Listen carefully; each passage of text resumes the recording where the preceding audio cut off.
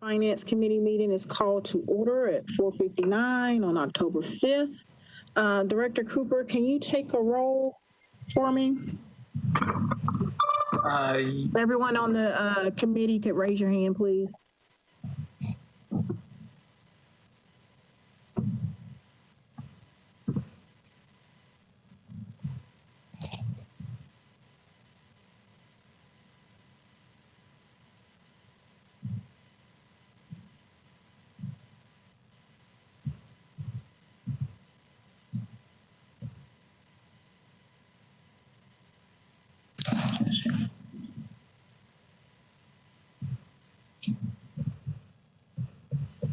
All right, Director Cooper, how many people do you have? I've got 9. I have 9 as well. Allen, Suara, Young, Mendez, Syracuse, Benedict, Sledge, Bercher, and Toon. All right, we have a quorum. I'm going to read the electronic meeting motion. Pursuant to Governor Lee's Executive Order number 16 regarding electronic meetings as extended by Executive Orders number 34, 51, and 60, I make a motion that this committee meeting agenda constitutes essential business of the Metropolitan Council and that meeting electronically is necessary to protect the health, safety, and welfare of Tennesseans in light of the COVID-19 outbreak. Can I get a second? Second. Okay, is there any discussion? Seeing none. Director Cooper, do we need a roll call vote for this one as well? Yes, technically we're supposed to do a roll call on every single vote. Okay. Do you mind calling the roll for me, please? I know, I can do that. This is not in order, but this is the list I have. Allen? Yes. Suara? Yes. Syracuse? Aye. Mendez? Aye. Young? Aye. Benedict? Aye. Sledge? Aye. Bercher? Aye. And Toon. Aye. Motion carries. Okay, we'll start with the items that are on consent. I will read through the items. If there is any item that needs to be pulled, if you could raise your hand and you'll be recognized. Starting with Resolution 2020-549, Toombs, Johnston, Bradford, Suara, Hancock, Styles approves a grant from the Tennessee Division of Elections to the Davidson County Election Commission to provide election security assistance to purchase hardware, software, or other items to enhance physical and cyber security. Resolution 2020-550, Toombs authorizes the Department of Law to compromise and settle the personal injury claim of Diane Hunter against Metro government in the amount of $60,000. Resolution 2020-551, Toombs, Gamble, Styles approves an interlocal agreement between the Emergency Communications District and Metro government for services and reimbursement costs pertaining to enhanced 911 services. Resolution 2020-556, Toombs, Taylor, Suara approves an amendment to appropriate grant funds from the Kresge Foundation to the Metro Action Commission for the MAC for Jobs project to expand opportunities in America's cities through grant making and social investing. Resolution 2020-559, Toombs, Gamble, Bradford, Hancock, and Styles approves a grant from the Tennessee Department of Safety and Homeland Security to the Metro Police Department to provide community-based traffic safety enforcement and education to reduce traffic fatalities and distracted driving. Resolution 2020-560, Toombs authorizes the Metro Department of Law to compromise and settle the personal injury claim of Ivan Ewan against Metro government in the amount of $5,800. Resolution 2020-561, Toombs authorizes the Metro Department of Law to compromise and settle the claims of Ada Thaxter against Metro government in the amount of $40,000 to be paid out of the Judgment and Losses Fund. Resolution 2020-563, Toombs, Van Reese, Bradford, Suara, Hancock, Styles approves a grant from the Tennessee State Library and Archives to the Nashville Public Library to provide funds to purchase Chromebooks and mobile Wi-Fi hotspots for use by library patrons and staff working from home. Resolution 2020-564, Toombs, Van Reese, Allen, Suarez, Stiles, approves an amendment to a grant from the Nashville Public Library Foundation to the Nashville Public Library to partially fund a project coordinator position for the NASA Youth Level Outcomes Framework Research Initiative. Resolution 2020-565, Toombs, Taylor, Suara, approves an amendment to a grant from the Tennessee Department of Human Services to the Metro Board of Health to conduct immunization record audits for child care centers, drop-in centers, and group child care homes to ensure the safety and well-being of children and families in Tennessee. Resolution 2020-566, Toombs, Taylor, Suarez, Stiles, approves an amendment to a grant from the Tennessee Department of Health to the Metro Board of Health for the Healthy Start Home Visiting Program to identify and provide comprehensive services to improve outcomes for eligible families who reside in at-risk communities. Resolution 2020-567, Toombs, Taylor, Suara, approves an amendment to a grant from the Tennessee Department of Health to the Metro Board of Health to provide public health activities to enhance the health and well-being of women, infants, and families by improving community resources and service delivery systems. Resolution 2020-568, Toombs, Taylor, approves a grant contract between the Metro Board of Health and the Mental Health Cooperative to provide outreach, assessment, and linkage to care for individuals affected in high-impact area overdose response program. Resolution 2020-570, Toombs and Taylor, approves an agreement between the Metro Board of Health and Teletask Incorporated to provide notification message delivery services in connection with the scheduler and messenger service. Resolution 2020-571, Toombs and Taylor, approves a grant contract between the Metro Board of Health and the Mental Health Cooperative to provide a secure drop-off location for persons needing a mental health urgent care alternative to an emergency room or correctional facility. Resolution 2020-572, Toombs, Van Reese, Allen, and Hancock, approves a grant from the Garden Club of Nashville to the Metro Board of Parks and Recreation to fund the installation of 190 trees in Clinton Fisk Park. And that concludes the consent agenda. Is there anything that needs to come off of the consent agenda? Councilwoman Vercher?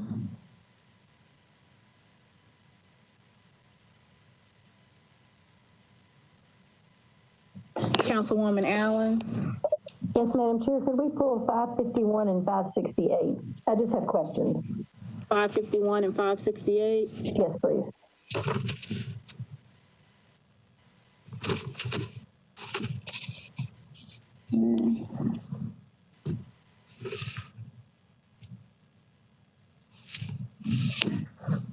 Councilwoman Vercher? Did someone say, I'm sorry, my sis, 551 and 568? Councilwoman Allen requested those two. Okay, and 553 isn't on consent, is it? No, it's not. Okay. Are there any other items that need to come off of consent? Councilwoman Suara? Yes, Madam Chair. 570, please.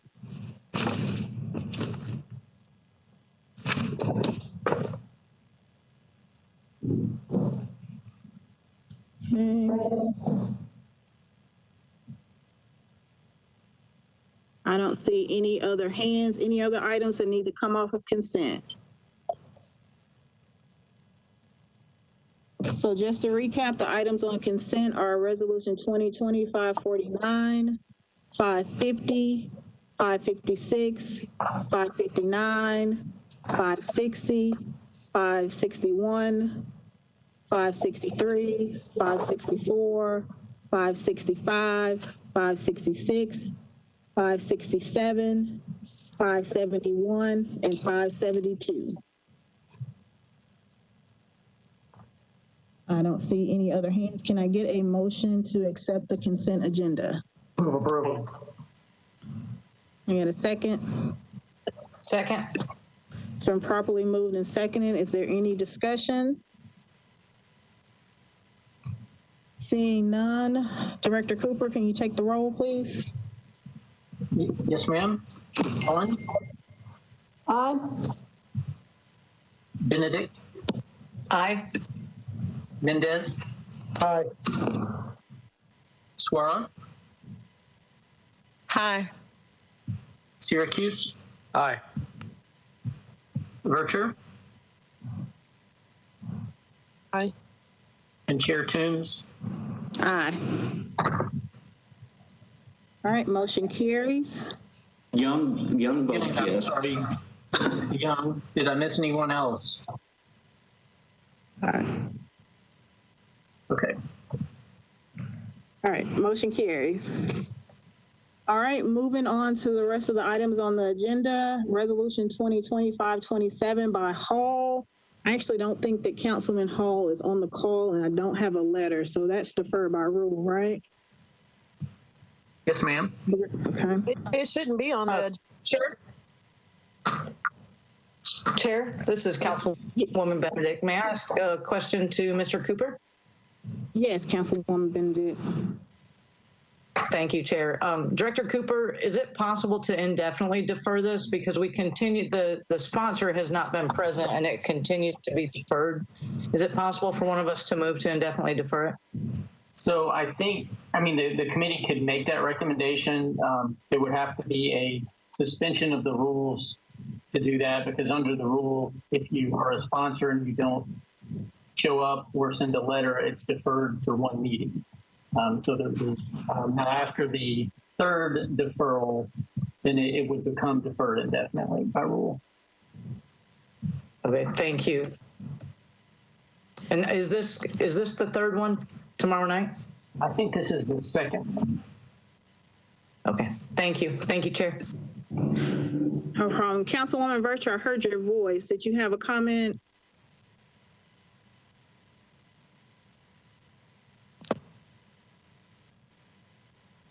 No. No, okay.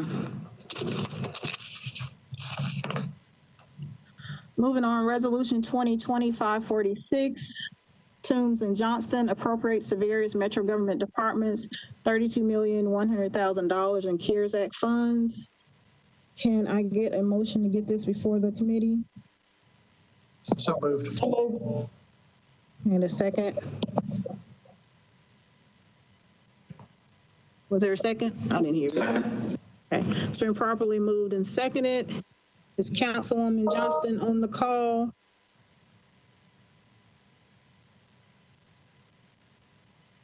Okay, Councilwoman Allen, I see your hand. Sorry, Chair, I am. Okay, Councilwoman Sepulveda, okay, can you explain this resolution, please? Yes. So it's 32.1 million from that the committee approved for it to go to the council, and it's basically just paying several departments for hazard pay, for the testing center. It's all of these things that have been accumulating that weren't in our budget, and that need to get paid ASAP. And it's estimated through our December deadline, and this does take into account possible FEMA funds that might be coming down the pipe. Okay, looking for a discussion. Councilman Mendez? Thank you. I guess I am curious how this fits into the big picture. I think we've seen, I'm going to get the numbers a little bit wrong, but there's already been spending of maybe 92 of the 121 million original dollars. And my impression is that this is not new spending above that. This is just formalizing by resolution, or is it additional spending above the 92 that the administration has identified previously? Councilwoman Sepulveda, can you answer that? Yeah, I think I caught the last of that. My signal keeps going out. Can you repeat that? Is this new spending over the approximately 93 that we've already appropriated, or is this included in the 93? The total amount that we've given out? This is new spending, and correct me if I'm wrong. I believe Mary Jo Wiggins is also on, and she could elaborate on that. Mary Jo?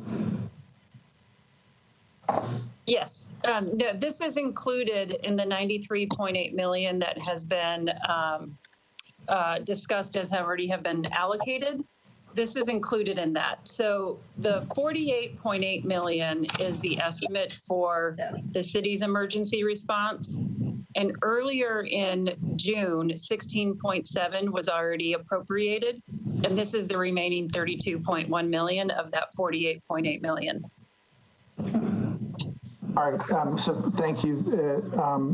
So that was what I wanted to make sure about, is that I guess 93 is the right number. This is just, this resolution is cleaning up formal allocation of money that's already been identified previously to be spent. And this doesn't take us, this doesn't spend basically the rest of the 121 in COVID relief funds. I appreciate the clarification. Yeah, that is correct. There is still 27.3 million unallocated. Thank you. Councilwoman Allen. Thank you. I have a question about the 2.6 million in TANs interest. My understanding is that that's money paid from one fund to another. And so is that interest actually money that needs to be taken from outside, or can someone explain why that's included in the allocation? Mary Jo, can you explain the TANs interest? Yes. So, Councilmember Allen, you are correct that typically our TANs borrowing is within Metro funds, and that we borrow from other special funds throughout the year as needed for cash. But because of the COVID, the impact of the pandemic on our incoming revenues, we have actually gone to external borrowing. So, and then that's been a common need among cities and municipalities, and the U.S. Treasury specifically outlined external interest related to the TANs borrowings as an eligible expense of the CRF. So this 2.6 million actually represents external borrowing, the interest on external borrowings, and we can use the fund to pay for that. Councilmember Allen, any follow-up? Yeah, so who did we pay that to? I mean, is that to banks? Is that, do we end up using Yes. the line of credit? Okay, thank you. Mm-hmm. No, the TANs. Okay. Anything else, Councilwoman Allen? No, that answers my questions. Thank you. Okay. Is there any other discussion on this resolution? I don't see any hands. So we are on a motion to recommend approval of Resolution 2025-46 by Toombs and Johnston. Director Cooper, can you take the roll? Yes. Allen? Yes? Benedict? Aye. Mendez? Aye. Sledge? Aye. Suara? Aye. Syracuse? Aye. Toombs? Aye. Berkshire? Aye. And Young? Aye. 9 in favor, 0 against. All right, motion carries. Resolution 2025-47, Toombs, Van Reese, Johnson, and Stiles amends Resolution 2025-15 to clarify that all Nashville music venues with less than $5 million in revenue are eligible for funds under that resolution. Can I get a motion? So moved. Second? It's been properly moved and seconded. Any discussion? Councilwoman Sepulveda, did you want to also explain this one? If not, I'll ask Mary Jo to explain it.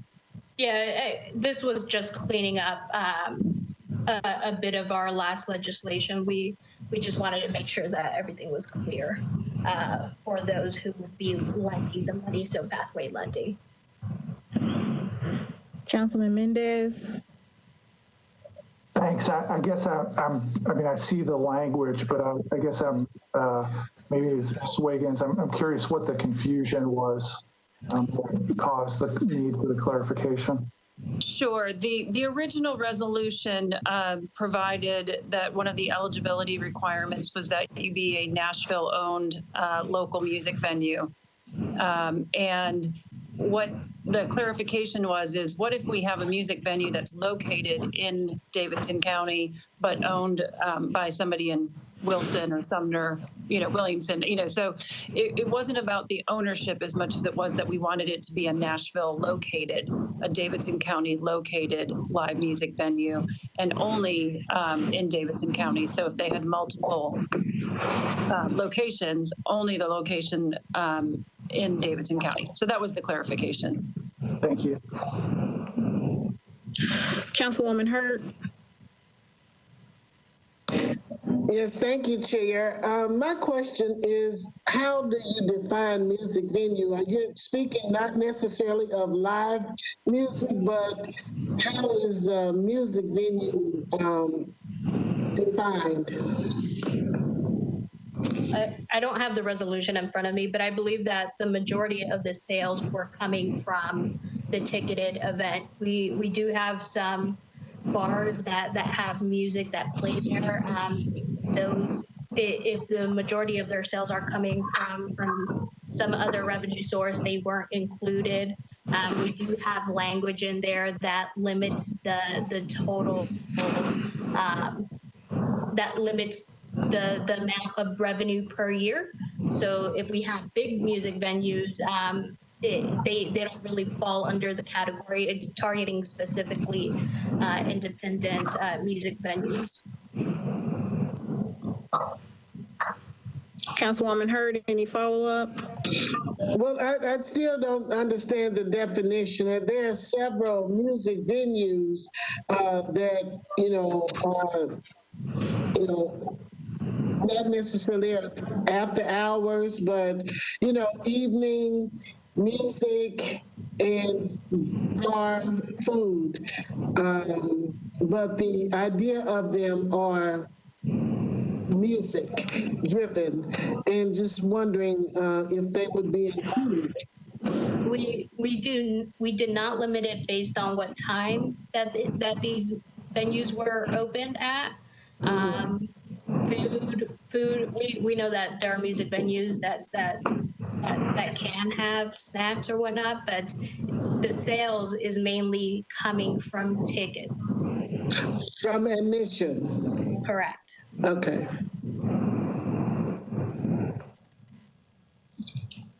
Councilwoman Hurd, anything else? No, thank you very much. Okay. Councilwoman Allen.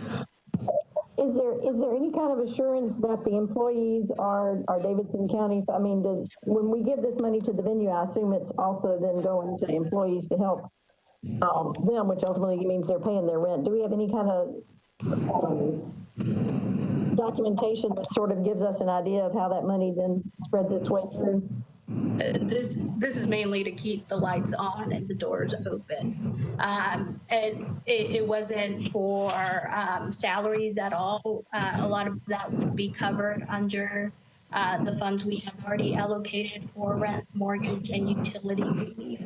Our main goal was to make sure that they will be around in the future, and we could only do a small amount, and we're hoping that the federal government would step in and do a little bit more, since we don't have quite the amount of funds that they do.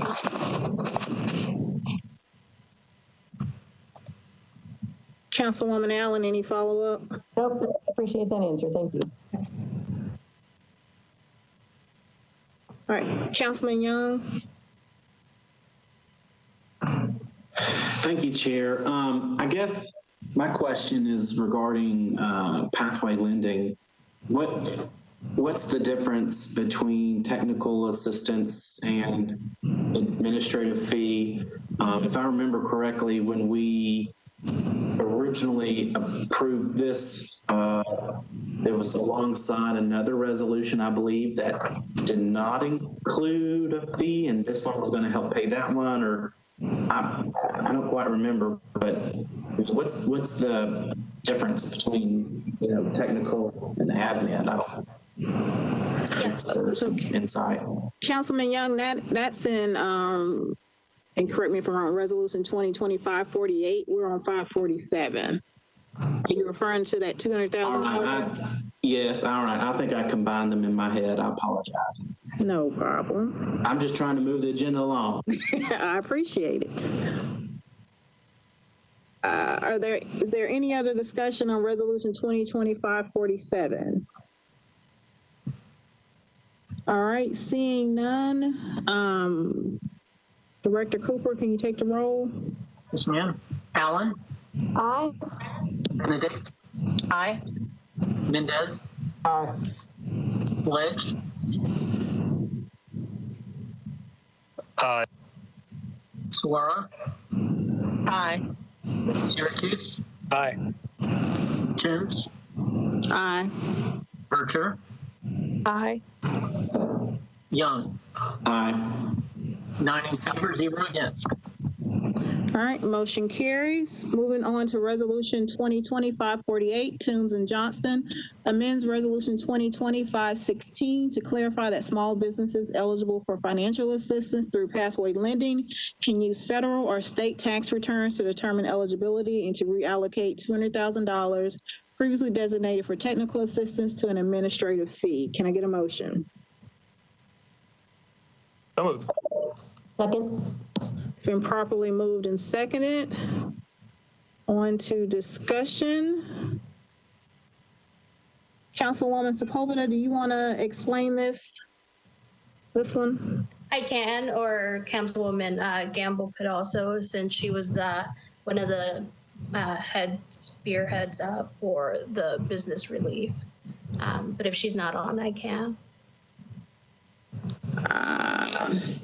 She is. Councilwoman Gamble? Sure. Thank you, Chair and Councilwoman Sepulveda. Yes, this resolution is to make it clear or redirect funding that was initially prescribed as technical assistance from Pathway Lending. Pathway Lending is the partner that is administering the grant funding to small businesses, and initially they were also going to provide technical assistance. However, we have 3 other organizations, the Nashville Business Incubation Center, actually 4 other organizations, Nashville Business Incubation Center, Connexion Americas, the Entrepreneur Center, and the Nashville Chamber of Commerce providing technical assistance. And we neglected to include an administrative fee for Pathway Lending to administer the grant funding. And once we realized that we had neglected to include the administrative fee, but then added funding for technical assistance that we didn't necessarily need from that partner, since we had 4 other partners providing technical assistance, the same kind of financial assistance, website design assistance, marketing assistance.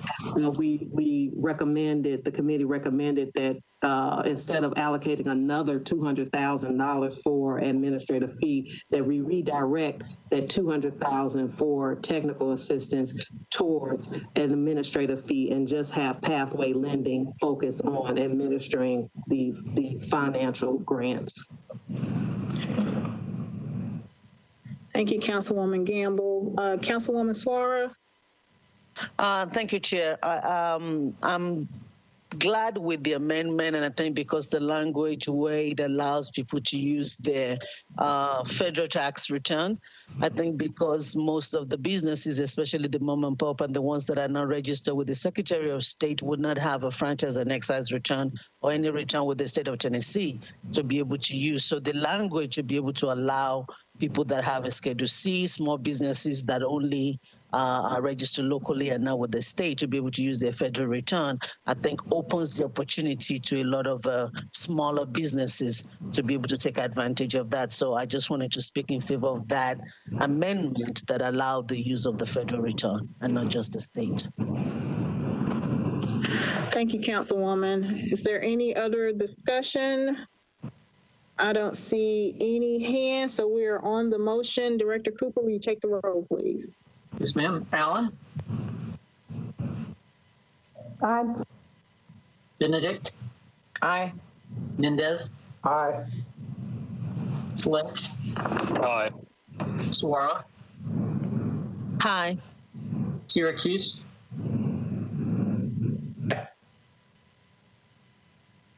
Is that an aye, Councilman Syracuse? My bad. Yes, sir. Aye. Okay, thank you. Toombs, Aye. Bircher, Aye. Young, Aye. 9 in favor, 0 against. All right, motion carries.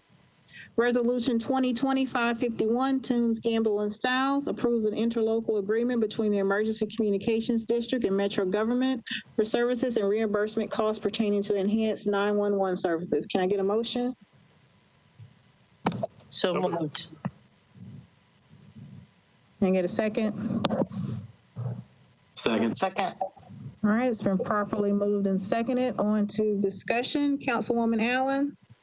Thank you, Madam Chair. I think I just need an education on terminology. Is the Emergency Communications District the same thing as OEM, and why are we giving money again within ourselves? Councilmember, this is John Cooper. The Emergency Communications District is what operates the 911 call system. They oversee the 911 emergency call system. OEM is a separate division that handles emergency response in Davidson County. And so is ECD wider than Davidson County? I don't believe so. I think each county has its own emergency communication board. I could be wrong, but I'm pretty sure it's just Davidson County. There may be someone on the call that can answer that. But it is not a metro department, and that's why we're paying money to it. Is that correct? Or Mr. Lyman has his hand up. I think he can answer this one. okay, thank you. Mr. Lynham, you're recognized. Yes, the district is separate from the 911 center itself. It's a separate entity that's was put in place to enhance 911 services, and it's regulated by the state of Tennessee. Okay, thank you.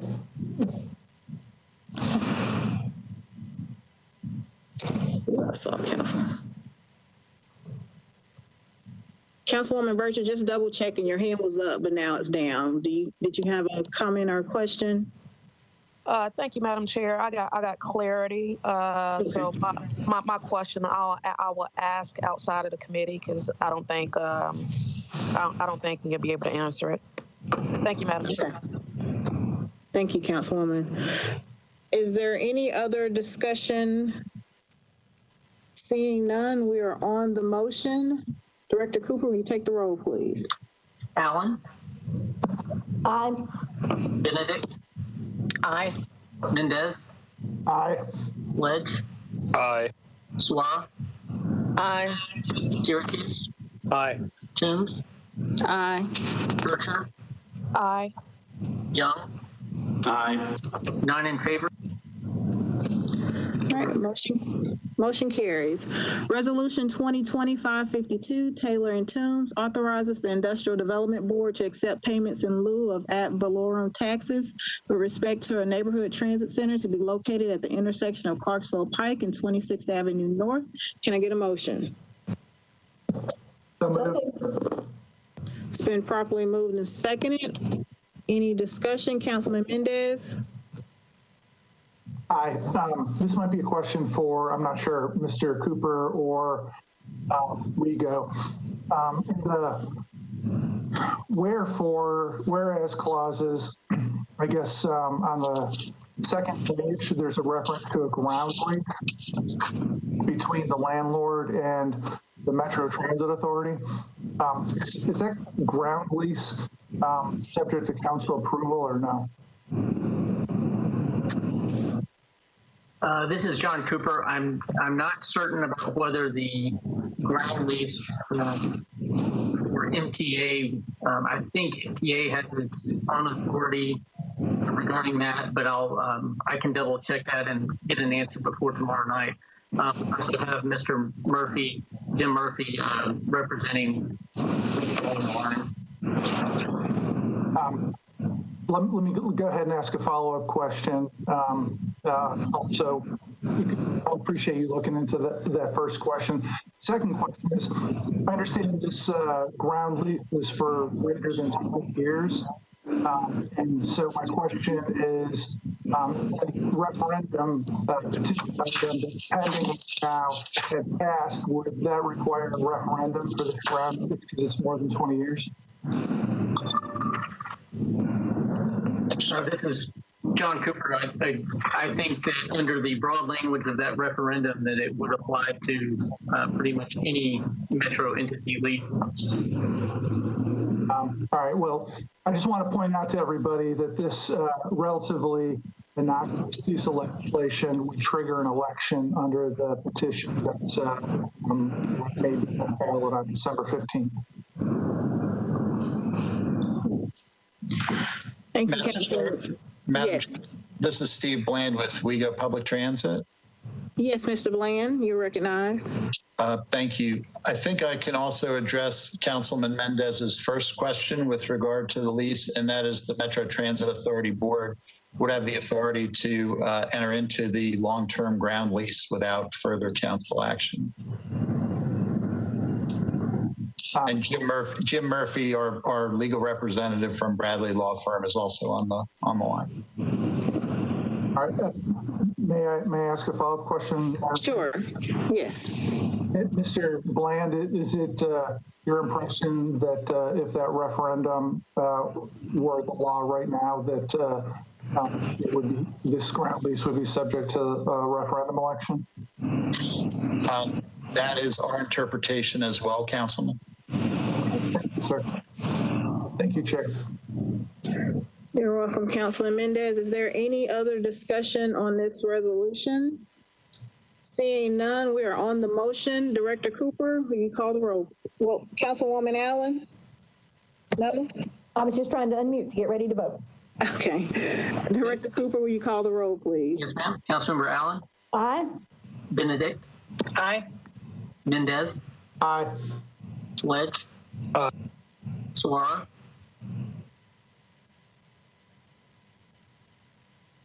Councilmember Suara? Syracuse? Aye. Toombs? Aye. Berger? Aye. Young? Aye. And going back, Councilmember Suara? Aye. 9 in favor, 0 against. All right, motion carries. Resolution 2020-553, Toombs, Nash, and Taylor amends resolution number RS 2017-713 pertaining to capital funds for transit system projects for the Metro Transit Authority. Can I get a motion? So moved. Second. It's been properly moved and seconded. Is there any discussion? Councilwoman Bircher.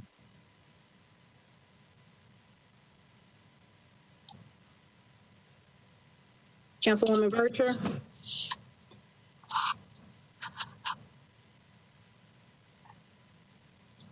All right, Councilwoman Bircher, oh, there you go.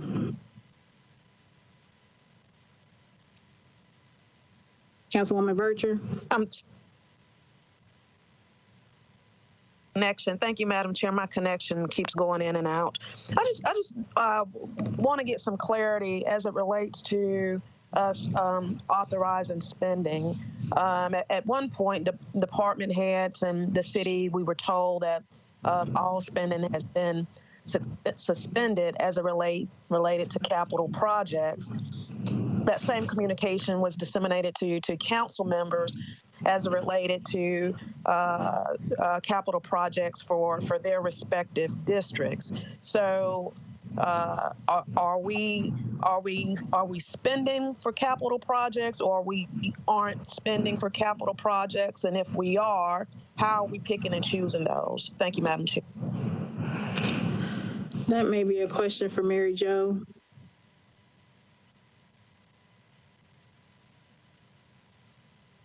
Yes. So This particular project, because it was approved prior to the spending reductions, that approval carried over with the new location. So this was in the CSP prior. I'm confused. There's projects that predates this project that was in CSPs that haven't materialized. So my question again, is the message to the city that we are spending or we're not spending? I think each project is being reviewed, and this one was approved.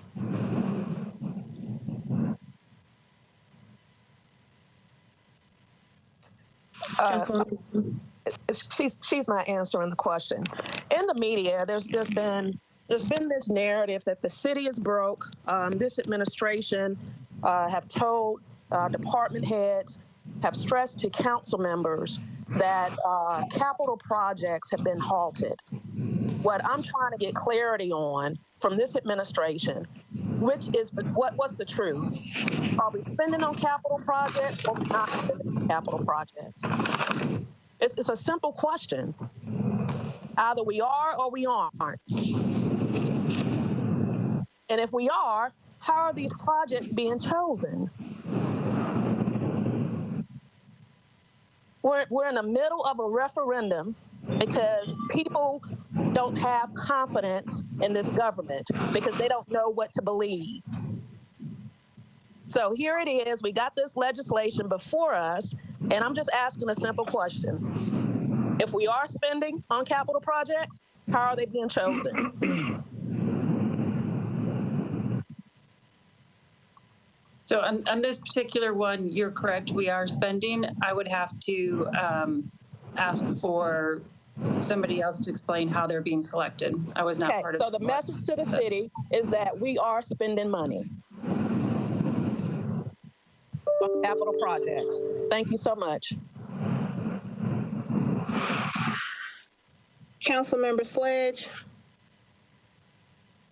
Thank you, Chair. My question is for Director Bland, and I do want to note that we had a bit of a discussion before the committee, and he had reached out today, and I just did not get a chance to go back. So some of this, Director Bland, will be old.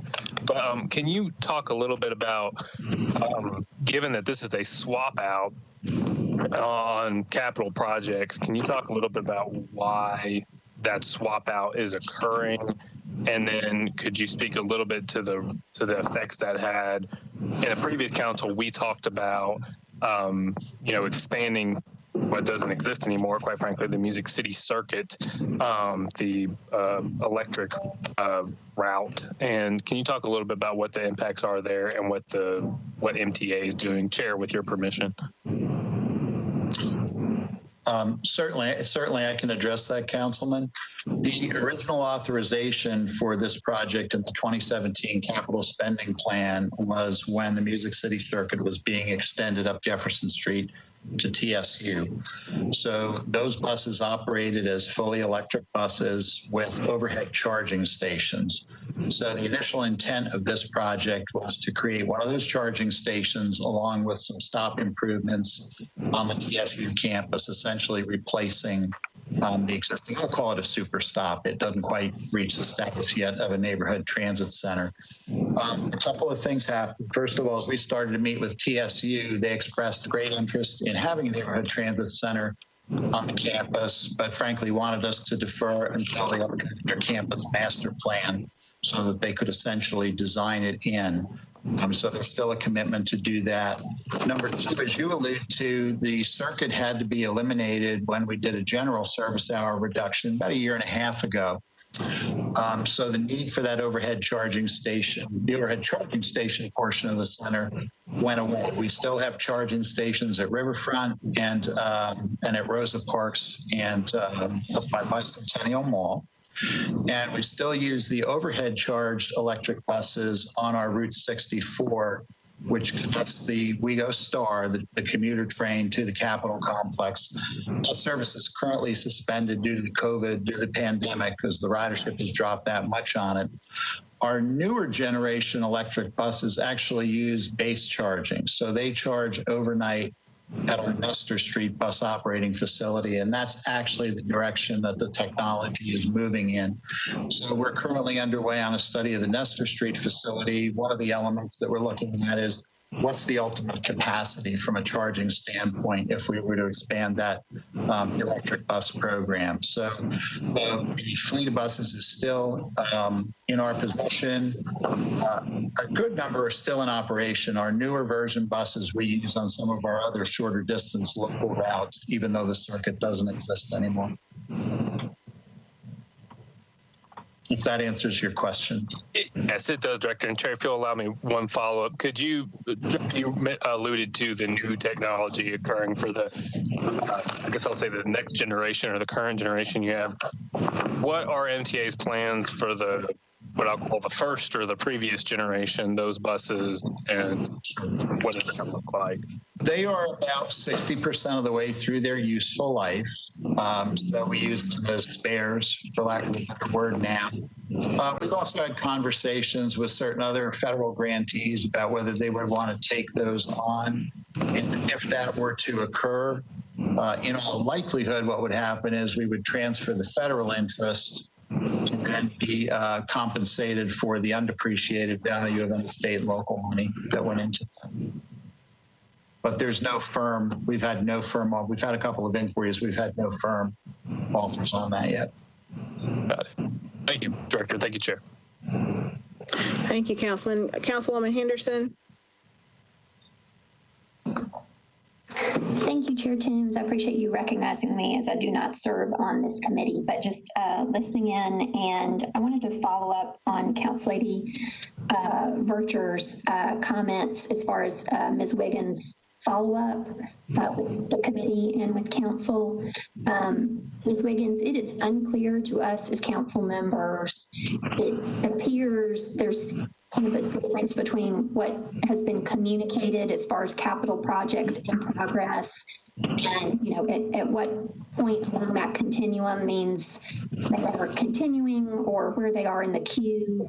And so, you know, when things like this are advanced, but we know that there are other you know, smaller capital projects. Comes to mind Councilman O'Connell's downtown 3rd Avenue North Bikeway, for instance, that keep getting pushed off and pushed off. I think we just need some additional clarity on decision making on capital spending during this difficult time. And Mr. Bland, with apologies of not having the material in front of me, I was trying to get the analysis open. This line has been chosen for investment at this time just because of alignment with other opportunities, or how was this particular investment chosen, please? Sure. In the MTA strategic plan, as you know, Councilperson Henderson, a number of neighborhood transit center conceptual sites have been identified, and they're generally places where multiple existing WeGo routes meet, and there's opportunity to join with surrounding development. In the case of this particular site, the site kind of materialized as the property was changing hands, and it is, we would rank it as one of the top sites in the system because, number one, 3 existing transit routes already converge there. So it really is a center of transportation activity for us now. We can also, with minimal extensions, add our number 9 Metro Center route to that equation, as well as our number 25 crosstown bus. So from a location perspective, it hit all of those marks. And then we had, frankly, an interested property owner who was interested, we're at market rate, granted at market rate, but who was interested in working with us. And that was not, frankly, we haven't identified a large number of those sites. As I alluded to earlier, TSU has an interest, but they're in the midst of updating the campus plan. We're working with another one on another one in the Green Hills, Hillsborough area with the school district. That was opportunistic because of the renovation of Hillsborough High School. So as we find opportunities, I know we've talked to Council Lady Van Reese about potential developments in the Madison area. So we try to be opportunistic about the sites, and this one, this land just kind of came up, and it really is perfectly sited for our needs in North Nashville. Thank you for the clarification. All right, Mr. Jameson, I see your hand up.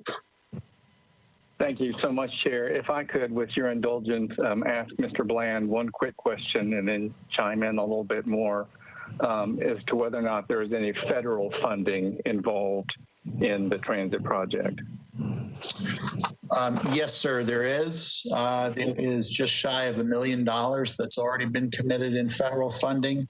We also have an existing commitment of $2.7 million from the state, another funding request of $2.7 million.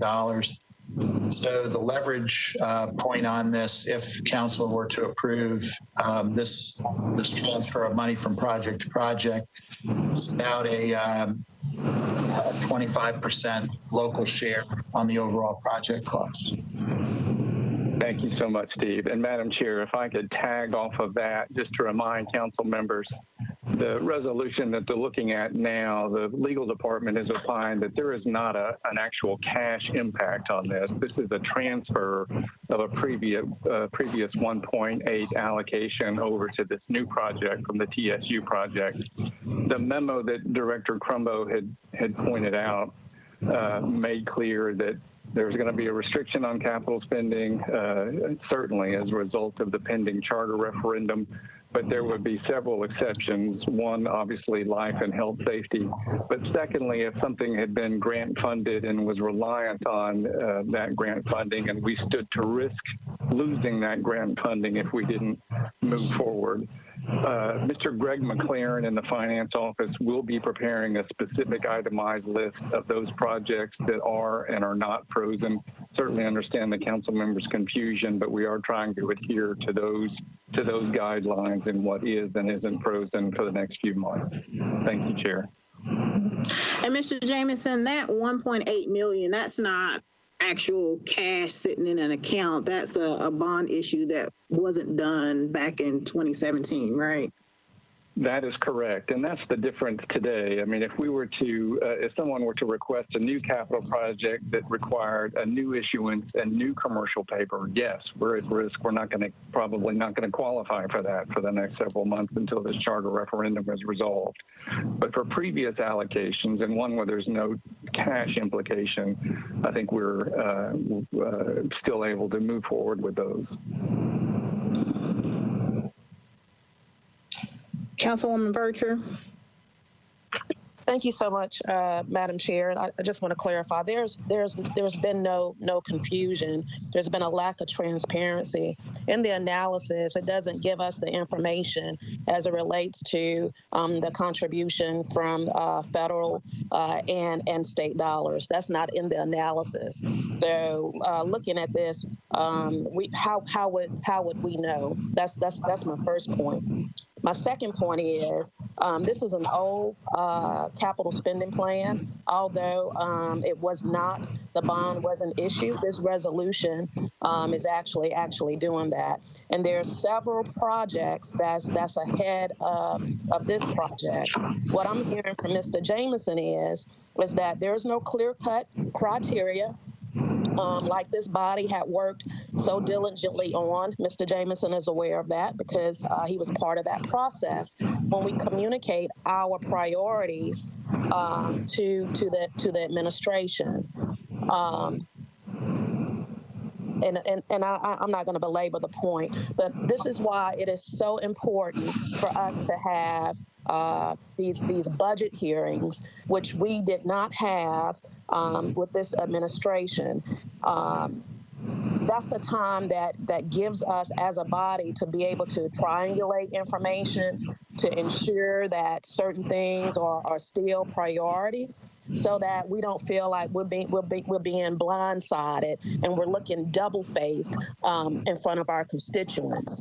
So on one hand, we're saying, no, we are spending. On the other hand, we're not spending, and we are spending, but these are the exceptions, and the exceptions are very subjective, depending upon, from my understanding from Mr. Jameson, the Director of Finance, and that's not good. That's not good. That's not good government. Not in this climate that we're in, Madam Chair. And I'm not going to belabor it, but this is just another example of lack of transparency, not confusion, lack of transparency. Thank you, Madam Chair. Thank you, Councilwoman Bircher. Councilman Sledge. Put your hand down. Councilwoman Allen. Thank you, Madam Chair. If I can just continue to ask for a little bit more clarification on this, I guess for Mr. Jameson. So, I mean, we have a backlog of capital spending plans from previous years that have had money allocated, but not necessarily the bonds issued for that. Can you explain, as we issue bonds, they are for specific projects, and so there's no chronological cutoff. It's simply a matter of the criteria that you described earlier. Or can you say everything that was in the CSP for 2020 is continuing, or is that not the case? I guess that's what I'm looking for the clarification. No, that, Madam Chair, if I can answer.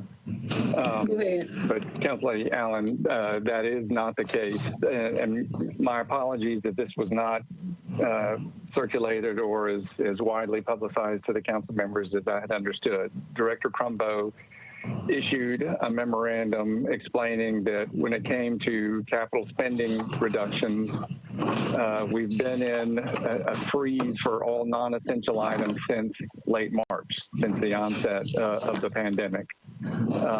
He then explained that he was extending the freeze and outlined 3 specific exceptions to that freeze. Number 1, life and health safety related spending requirements.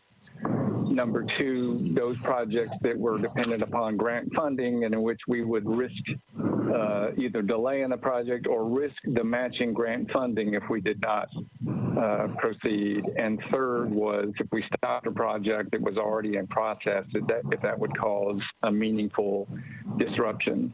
I will recirculate that memorandum from Mr. Crumbo, but those were the intended exceptions. And as Ms. Wiggins explained, a lot of this is on a case-by-case basis because one project can cost substantially more than another and have a significantly greater impact upon Metro's coffers for the next couple of months. Thank you for that explanation. Would it be possible to get a list of things that are continuing or a list of things that are not, whichever is more possible to generate? Yes, and I believe Mr. McLaren with Finance is preparing that list as we speak. Okay, thank you so much. That's helpful information. Okay. Anything else, Councilwoman Allen? No, that answers my questions. I appreciate that. Just giving us some more information to be able to explain things is very helpful, and I appreciate that. Okay. Councilwoman Henderson. Thank you, Chair. Mr. Bland, so I did find in the analysis now and read that more closely. You and I, Mr. Massimo, were speaking a couple of months ago because I had been somewhat discouraged that it did not look like Metro Nashville was going to apply for TDOT's multimodal access grant that has a 90% state funding, 10% local match. And as I understand it, after some pushing, you all agreed to make an application for an area related to or nearby this neighborhood transit center on Clarksville Pike. Is that correct? That's correct, ma'am. Okay. And have we heard back from TDOT on that? Yes, their initial review found the project not to be eligible because they prioritize those funds for projects that are actually on state routes. And Clarksville Pike, it turns into a state route as it gets up a little bit further and goes over the river. But at that particular point, it is not considered a state route. Okay, so we applied for a project that had a very simple application that made it very clear that it had to be a state route. And so we took our shot and we applied for something that wasn't on a state route. So just right out of the box, ineligible. On their priority, if they hadn't been fully subscribed, they would have considered it. But the priority goes to projects that are on state designated routes. Okay, so we got indications that we should go ahead and apply because if we were somehow far enough up the queue, do we not get any guidance from TDOT or feedback that we were, as a city, making a application that was not well suited to the program, that was not on a state route? We did not file a full application. We filed a pre-application with a general description, and we're told that it likely would not be found eligible. So they did not ask us to submit the full application. Okay, and so why, Mr. Bland, did we file a pre-application for a project in a program that had a 90-10 match like that was not on a state route? Point of order, Councilwoman Henderson. Yes, ma'am. I'm interested in understanding. Are we still on the resolution? How does this pertain to budget and finance in this particular resolution? It pertains to it because, as I understood, this was another attempt to have a synergy or an alignment relative to this particular transportation center on Clarksville Pike. And so I guess, I am wondering, and Mr. Bland, you and Mr. Massimo can, I guess, get back to me on that, or Mr. Jameson, but it just seems like, we're doing a good job here, I would say, aligning with kind of federal and state dollars. But I'm not sure why we chose with this funding, Chair Toombs, if we already knew this was in the queue for this funding for this transportation center, why would we have applied or used our opportunity annually at this location rather than making an application elsewhere when resources are so limited for capital projects? So that would be my question. I would ask, I can take that offline at a later time. Thank you. I can follow up with you, ma'am. Thank you. Thank you, Mr. Bland and Councilwoman Henderson. Is there any other discussion on this particular resolution? Councilwoman Vercher, did you have anything additional? My last question, what's the ridership in comparison to the other corridors? The Clarksville Pike corridor is about the fourth busiest in our network, ma'am. Thank you so much. It runs between number four and number 5. Okay, thank you so much. Okay, looking for any additional discussion on this particular resolution. Councilwoman Henderson, your hand is still up. Did you have anything on this particular resolution? All right, no problem. Seeing no further discussion, we are on the motion. Director Cooper, will you take the roll, please? Allen? Aye. Benedict? Aye. Mendez? Aye. Sledge? Aye. Suara? Aye. Syracuse? Aye. Toombs? Aye. Vercher? Bainan? Young? Aye. 8 in favor, 0 against, 1 abstention. All right, motion carries. Resolution 2020-555, Hauser, Toombs, Murphy, and Nash approves an option agreement between Metro Government and Jay Patel to purchase property owned located at 0 on Hickory Boulevard. Can I get a motion? Move to approve. Second. It's been properly moved and seconded. Any discussion? Councilwoman Allen?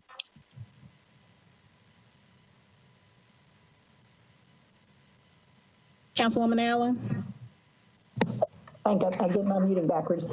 There's mention here of remediation being needed. And if I understand this correctly, we're buying the property back, and does that mean we will be responsible for the remediation? And if so, do we know what it's going to cost us?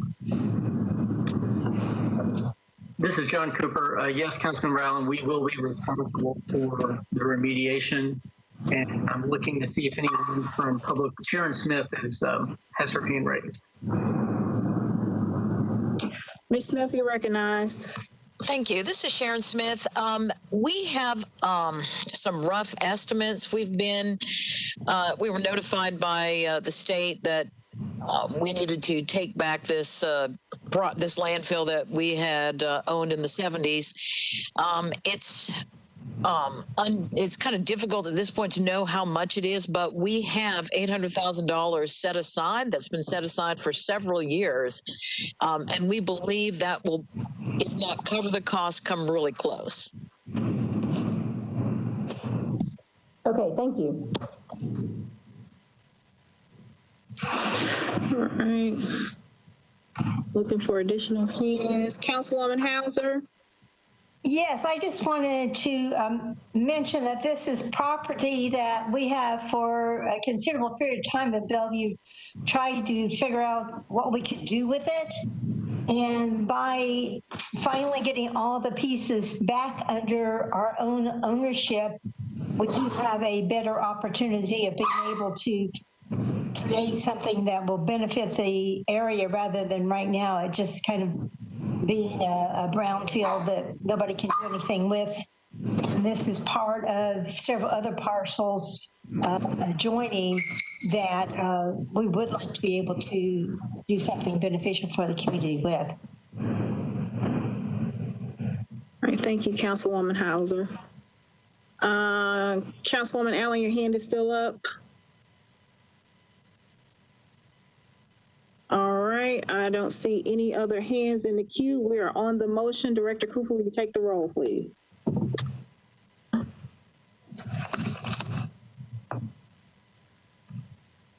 Councilmember Allen? Aye. Benedict? Aye. Sledge? Aye. Suara? Aye. Syracuse? Aye. Toombs? Aye. Vercher?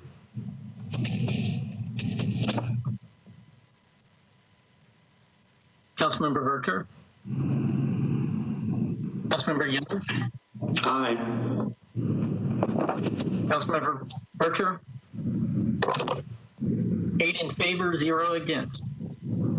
All right, motion carries. Resolution 2020-558, Toombs and Gamble approves a Homeland Security grant from the Tennessee Emergency Management Agency to Metro government. Can I get a motion? So moved. Second. It's been properly moved and seconded. Any discussion? All right, seeing none. Director Cooper, will you take the roll? Councilmember Allen? Aye. Mendez? Aye. I think I just realized I forgot to call on Councilmember Mendez for 555. Were you an aye on that one as well? Yes, sir. Thank you. Benedict? Aye. Sledge? Aye. Suara? Aye. Syracuse? Aye. Toombs? Aye. Vercher? Young? Which resolution on? Resolution 2020-558. Okay, I'm sorry. Yeah, I'm an aye. 9 in favor, 0 against. All right, motion carries. Resolution 2020-562, Toombs authorizes the Department of Law to compromise and settle Metro government's judgment lien against property located at 365 Monaco Drive. Can I get a motion? So moved. Second. Been properly moved and seconded. Is there any discussion? Seeing none, Director Cooper, will you call the roll? Allen? Wait a minute. Hold on, Director Cooper. Councilwoman Suara? Thank you, Madam Chair. It wasn't much, but I just wanted Director Cooper to just explain what happened here. I tried to read it as best as I can, and I'm not understanding what we're doing here. So if you don't mind just explaining what it is, please. Sure. So this was a property that was not kept up. It was allowed to fall into disrepair. So the police department went, and there was probably some illegal activity going on the property as well. So the police department went to court to have it declared a nuisance, which the court did do, and imposed a $30-something thousand judgment lien on the property. There is now a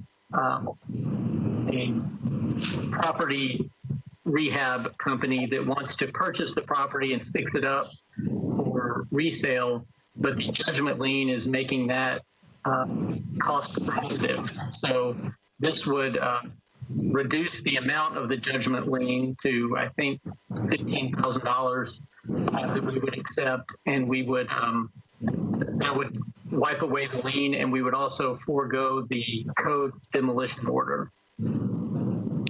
I guess my question is, we're trying to sell this to somebody who wants to buy it and do a business with it.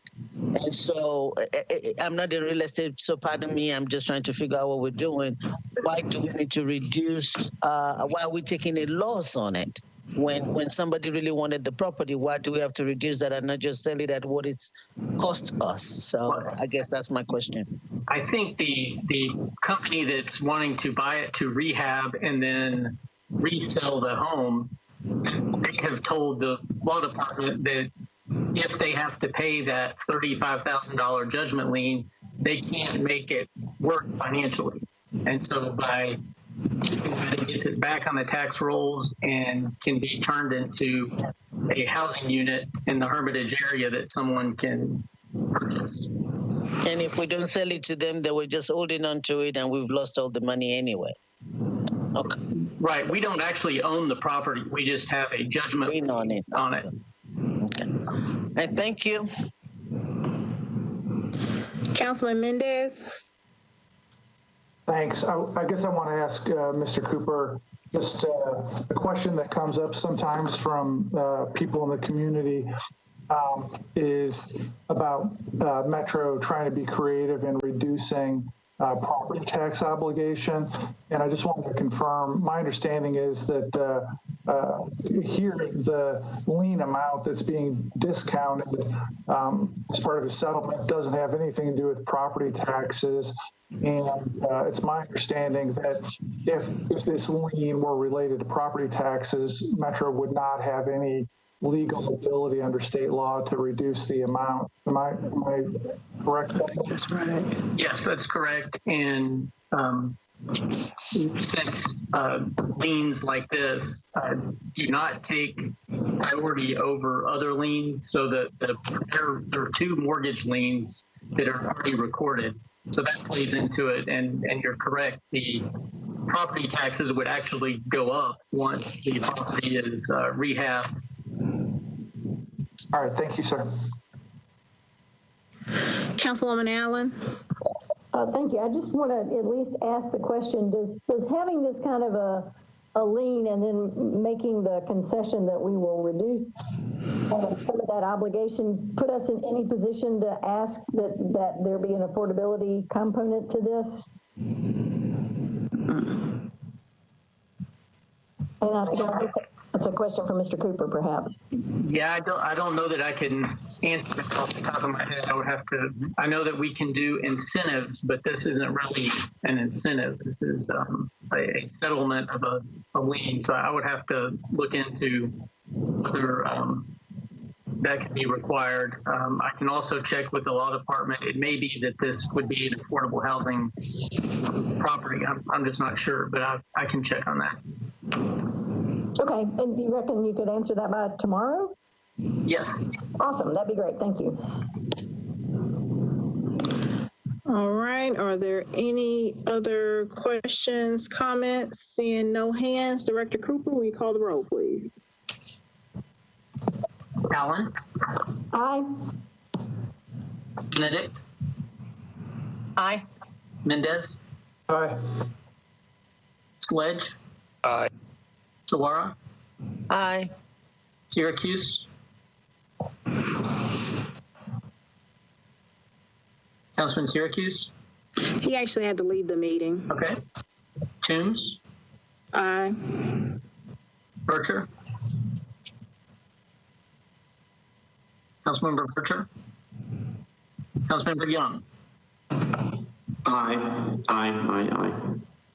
7 in favor, 0 against.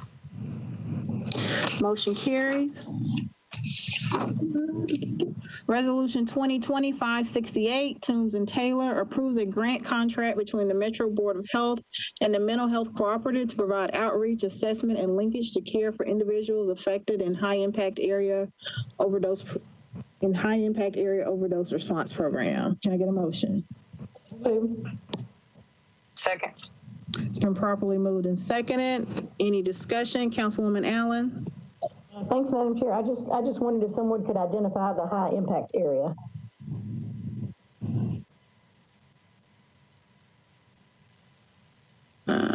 Director Cooper, can you answer that? Is there someone on the line who can? I cannot. I'm scrolling down to see if there's any hands, someone that might could answer that.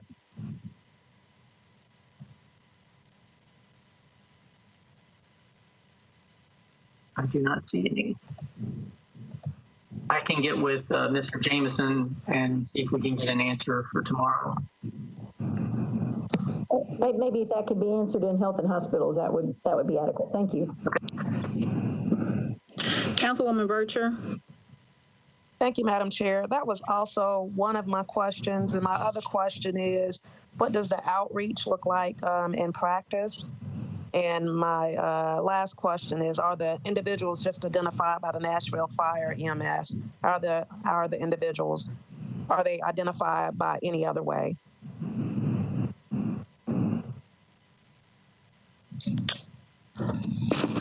Those sound like questions that can be answered in health and hospitals because they're not really financial. Councilwoman Bircher, is it okay for Director Cooper to make sure someone's on the line at health and hospitals to answer those questions? Yeah, that's fine. Okay.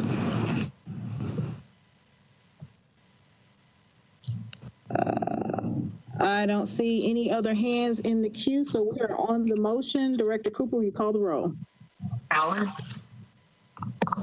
Aye. Benedict? Aye. Mendez? Aye. Sledge? Aye. Suave? Aye. Toombs? Aye. Bircher? Aye. Young? Aye. 8 in favor, 0 against. All right, motion carries. Resolution 2020-570, Toombs and Taylor approves an agreement between the Metro Board of Health and Teletask Incorporated to provide notification message delivery services in connection with the scheduler and messenger service. Can I get a motion? So moved. So moved. Can I get a second? Second. It's been properly moved and seconded. Any discussion? Councilwoman Suara? Thank you, Madam Chair. I asked for it to be pulled because I know that there is another resolution that goes with it, but is not before this committee. And I was wondering if Director Cooper can speak to either both or one of them so that at least we have an understanding of what this is doing. I saw both of them together, but we're only looking at one. I don't know if there's a difference between the two. And I just want some more information. Thank you. If there's someone from Public Works, they may be better able to answer the grant. I have the question about the grant. I see Director Whitelaw.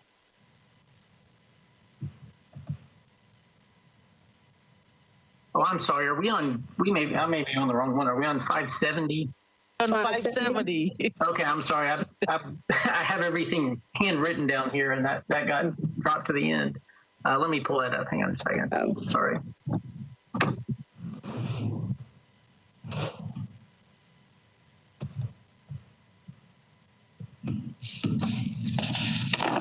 Let's see. Yeah, I don't know if there was anyone from the health department here. We just reached out to them to get the cost, which was only $4,000 a year, to provide the text message notification services to their clients. So it's just a text message service that they are purchasing a subscription for. Yeah, I saw the 4,000, and I guess I was wondering what's the difference between 569 and 570. The same thing. Okay, so 569 is the business associate agreement, and that is a requirement under HIPAA if you are going to share health information among contractors.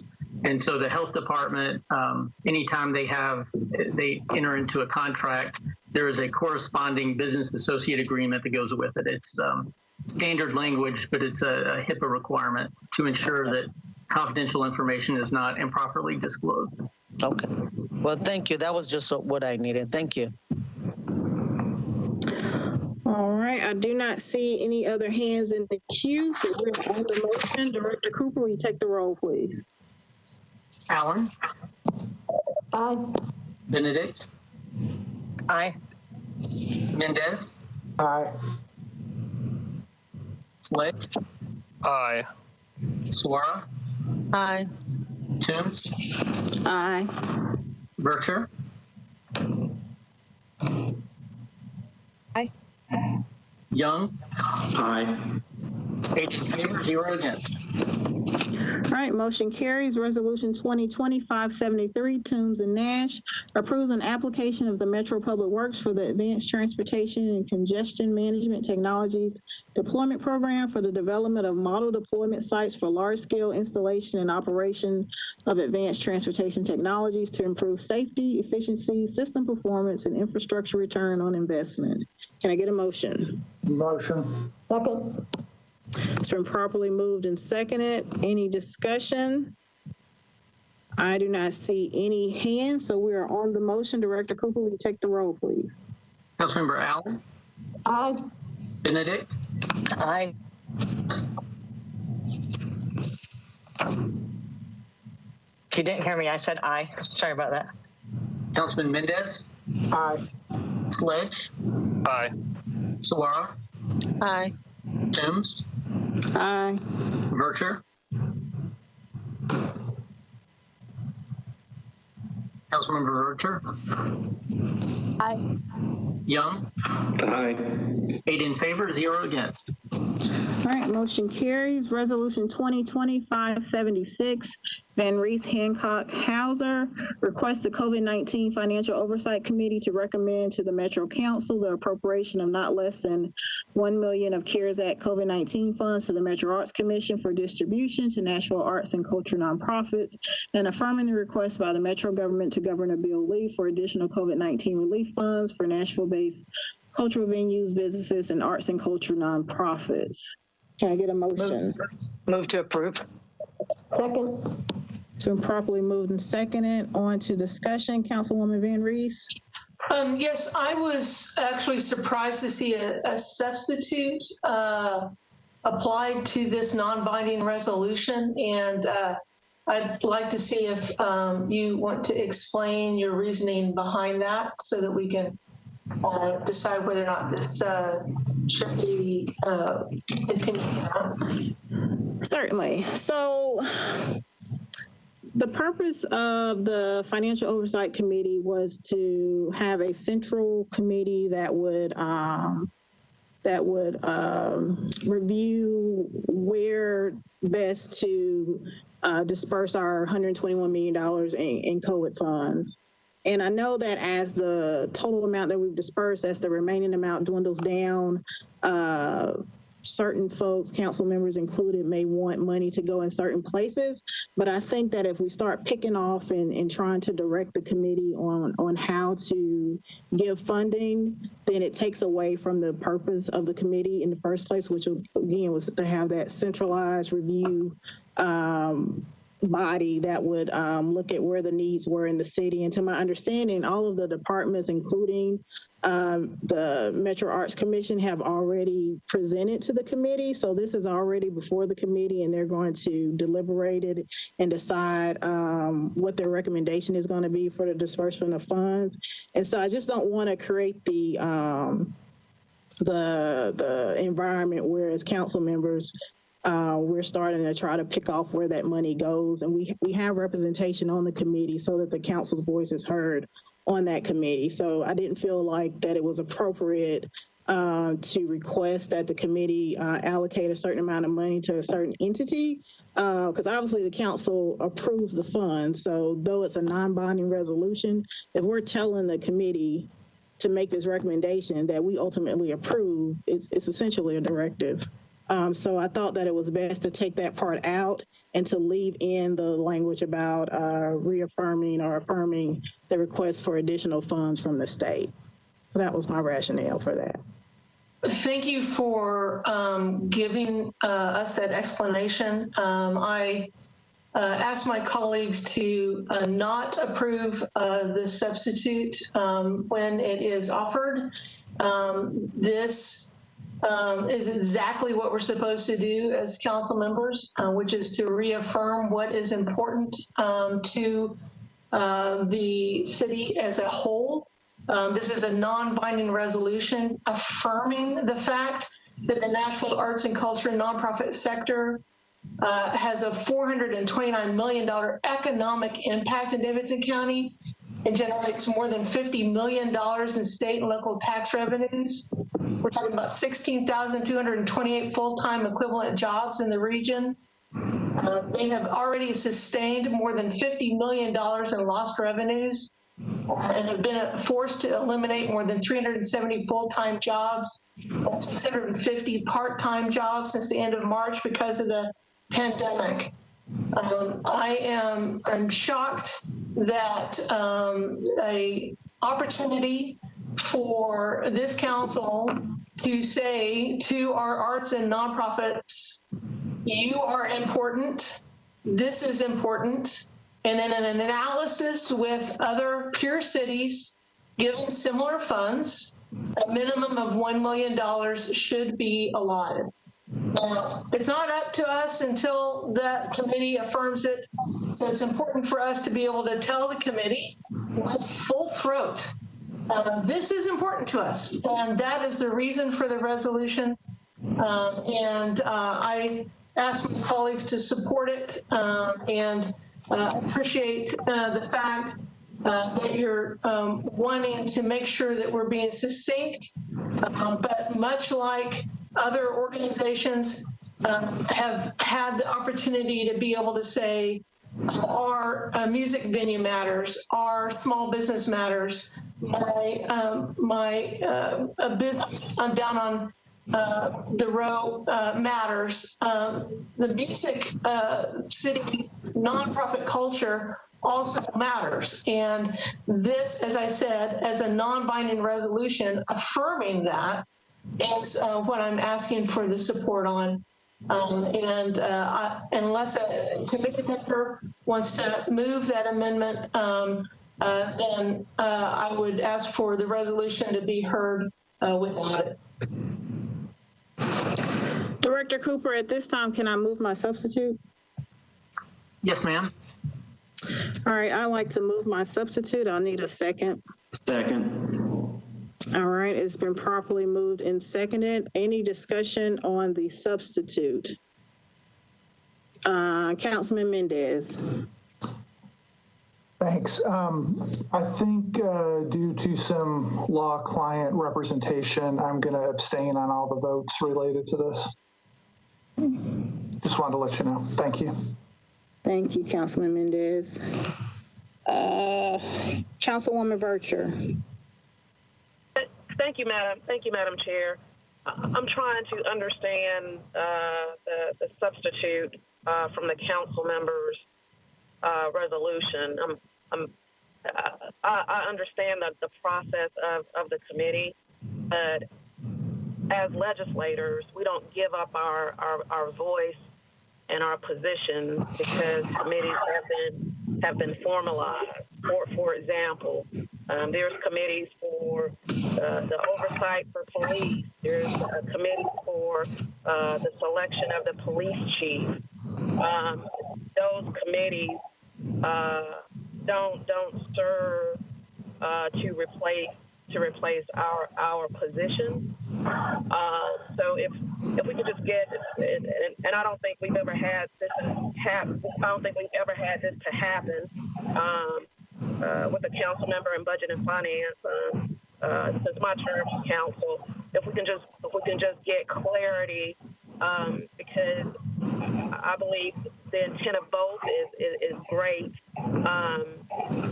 I just don't want council members to have to pick a side. Either we're going to say the nonprofit sector is just as important as the other sectors that's been funded, and we have an independent voice from the committee. Although we do have representation there, as a body, we're still an independent body from any other committee in the city.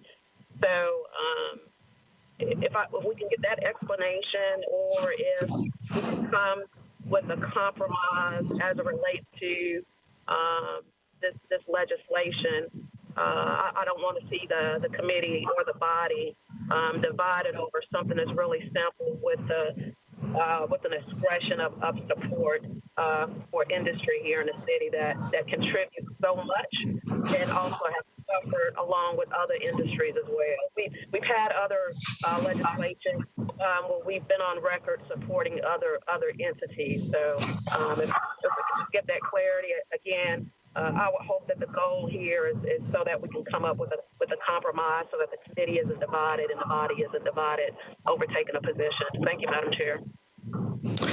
Thank you, Councilwoman Vercher. So the Oversight Committee was created by the council. So it's not an outside committee. It's not the council abdicating its voice. The Oversight Committee was created by the council, and obviously the council votes on the committee's recommendations. We could have 40 resolutions like this from things that council members feel passionate about. The entire purpose of the committee, again, was to have a centralized body that would take all of these requests in consideration.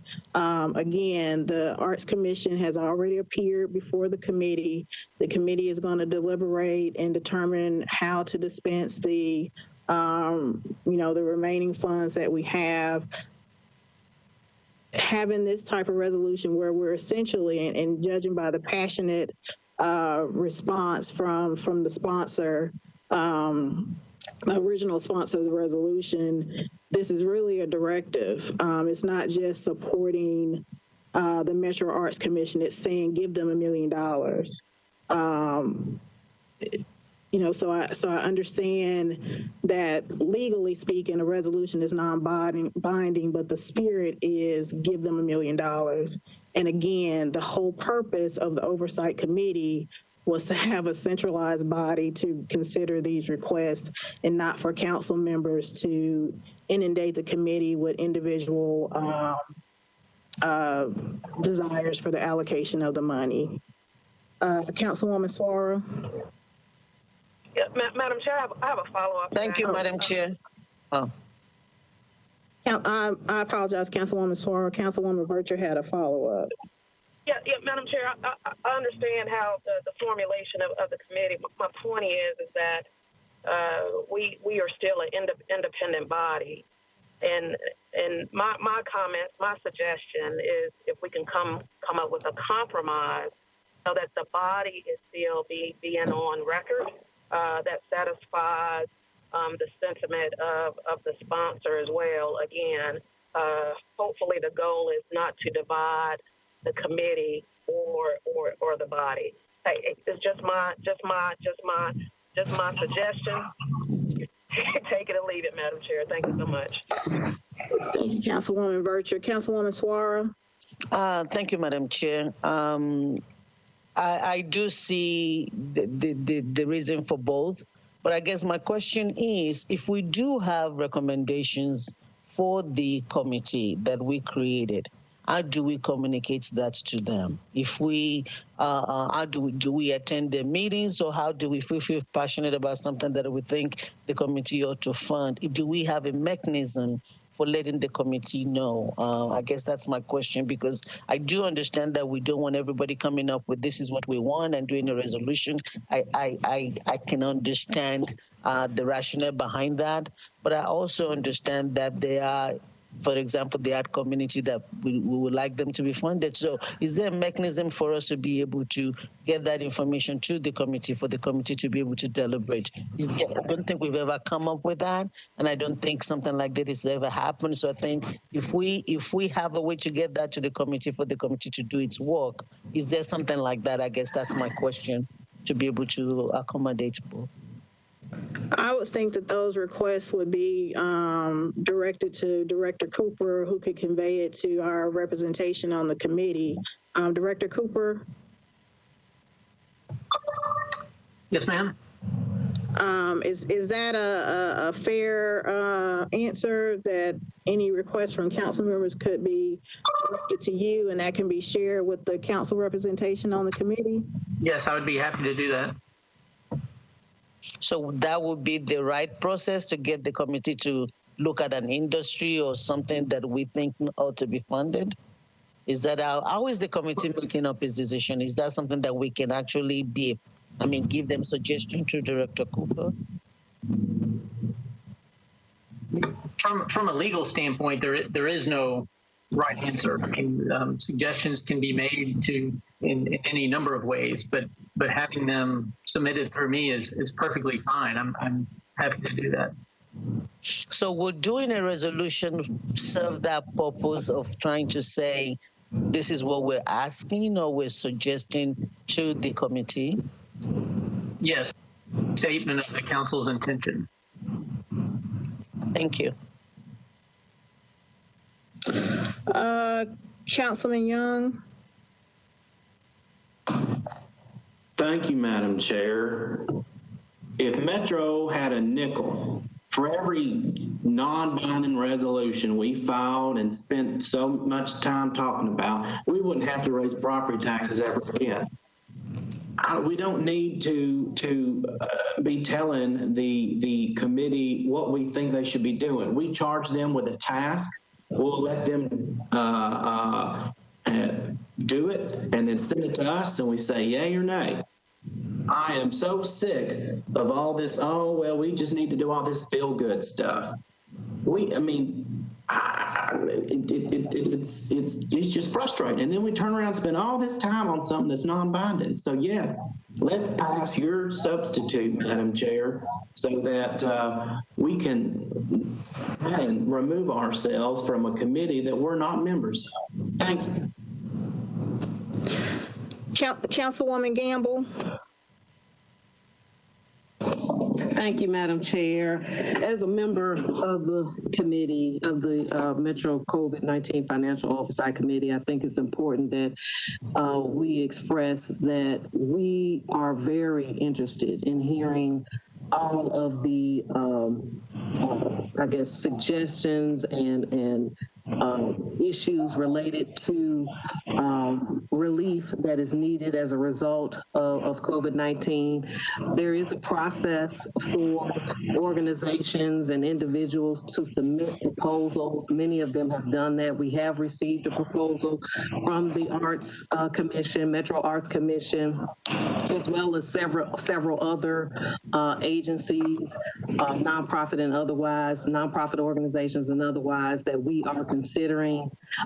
So I just want, all the council members to know that we agree. We think all of these issues are important, just as important. There's not one group or agency that is more important than the other. What we try to do as a committee is look at the impact, the amount of impact, and also because we're dealing with a limited amount of funding, how far we can stretch that funding within the impact. So, I support the the sponsor substitute on this bill, because I agree that if we open it up for everyone sending individual requests in addition to the agency request that we already received. You know, I think it might be even be more effective if a council member wrote a letter in support or something of an agency's request, as opposed to submitting a resolution or submitting a separate individualized request, because I believe that is circumventing the process of the committee in evaluating these requests and determining, you know, how much we can direct to those requests. So for those reasons, you know, I encourage you to support the substitute so that we aren't bombarded as a committee. We're already getting many requests from many agencies. There are a lot of needs across this city, and unfortunately, we don't have enough dollars to support all of those needs. But if council members could trust and believe that the committee members, particularly the council members on the committee, but all the committee members are very cognizant, aware, and appreciative of all of the requests that we get. We are very prudent in how we consider those requests, and I would ask that if there's a particular agency or issue that you are passionate about and would like to support, that you provide a letter of support or something with that agency's request, so that we can consider that all in one, as opposed to presenting a resolution for each one. Thank you. Thank you, Councilwoman Gamble. Councilwoman Benedict. Thank you, Chair. So I think that this has been a great dialogue. I think we've learned a lot as far as, you know, this committee and the work that they're doing. I especially appreciate what Councilwoman Gamble just explained. I do think that it's a good, consistent approach to make sure that we're not spreading the committee too far or sending them different information. You know, if each one of us wants to send something or get it around through Director Cooper and see who might want to join or sign on to a letter to the committee, that makes sense. Having said that, I support the original resolution as it is and not the substitute. And respectfully, I think that the substitute is excellent. I just think that it's substituting a resolution that also is excellent. So, you know, a letter came out from the mayor to the governor. We saw the governor's response, and the substitute resolution, to me, looks more like it's addressing that response rather than the original intent of Councilwoman Van Reese's resolution. So I have concern in regards to that. However, I do think the substitute is a great resolution. I just like to see it as a totally separate resolution rather than a substitute to this one. And so with that, I'm not going to support the substitute, and I do support the original resolution.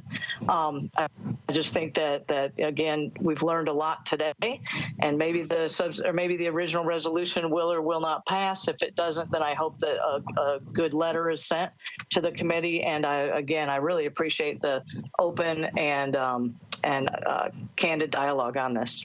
Thank you, Chair. Thank you, Councilwoman Benedict. Councilwoman Allen.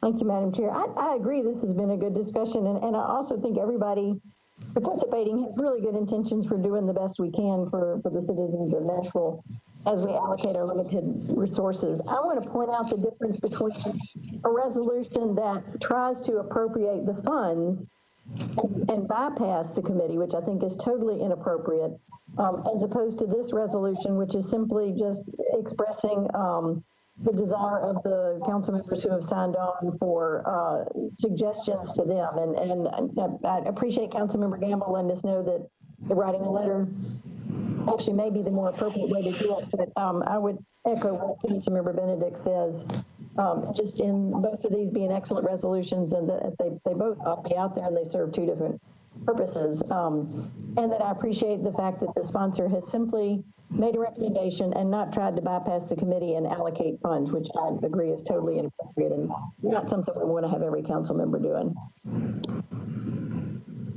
Thank you, Councilwoman. Councilwoman Van Reese, I see your hand up. Any discussion on the substitute?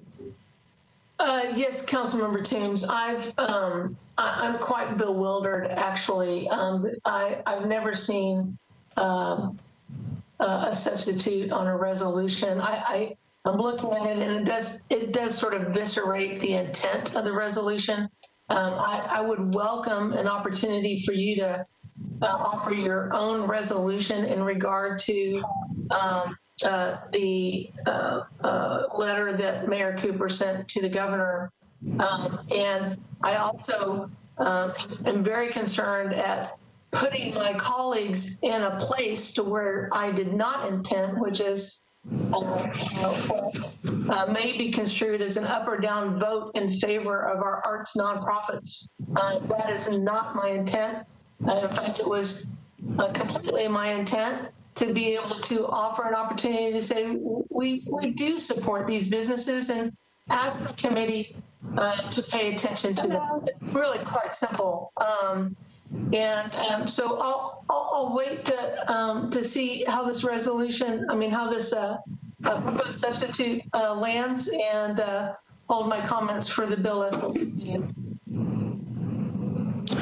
All righty, any other discussion on the substitute? All right, so we are on a motion to approve the substitute. Director Cooper, will you take the roll, please? Allen? No. Benedict? No. Councilmember Mendez is abstaining. Councilmember Sledge had to leave the meeting. Councilmember Suara? No. Councilmember Toombs? Yes. Councilmember Vercher? No. Councilmember Young? Yes.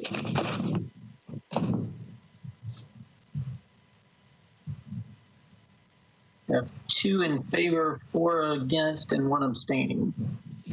All right, so that motion fails. We are on the original resolution, 2025-76.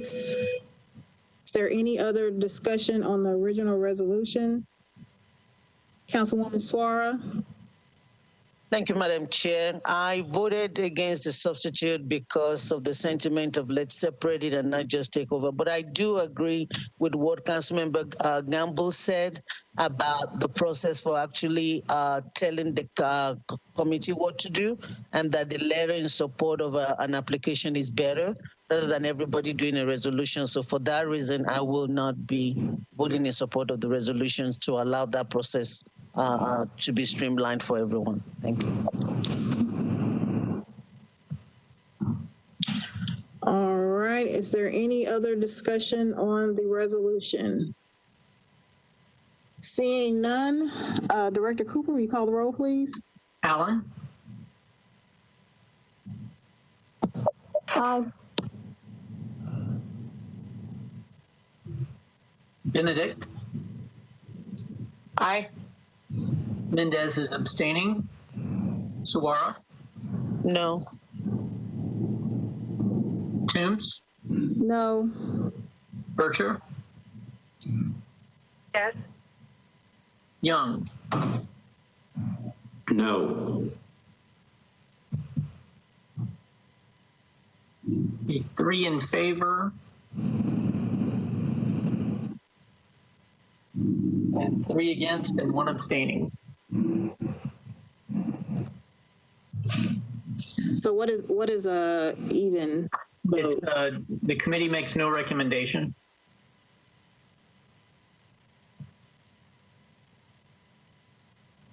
Okay, moving on to the late file resolution by Toombs and Nash, approves an amendment to the solid waste collection services contract between the Department of Public Works and Red River Waste Solutions LP for a change in weekly collection schedule, liquidated damages, and performance bond requirements. Can I get a motion? Moved. Second. It's been properly moved and seconded. Is there any discussion? Councilwoman Allen? Thank you, Madam Chair. There's a clause in here about liquidated damages that says it only gets triggered if there are 5 out of 1,000 units missed. I'm not entirely sure what the units are. Can someone comment on whether that is a threshold that would have been triggered when the service was being complained about so much?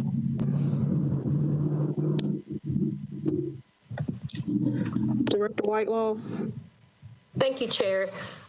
Yes, it would have. The reason there is a threshold is so that, you know, there are people who roll their carts out late, or they forget, or sometimes they just, you know, fill it back up. We've actually had that happen. So this would have been triggered. It would not have been triggered every single day. It is meant to be progressive when it is clear that they are missing everything. So there would have been some days that maybe it would not have been triggered, but the fact that it was progressive many days and many weeks in a row, it would have been. Great, thank you. That seems appropriate then. I appreciate that.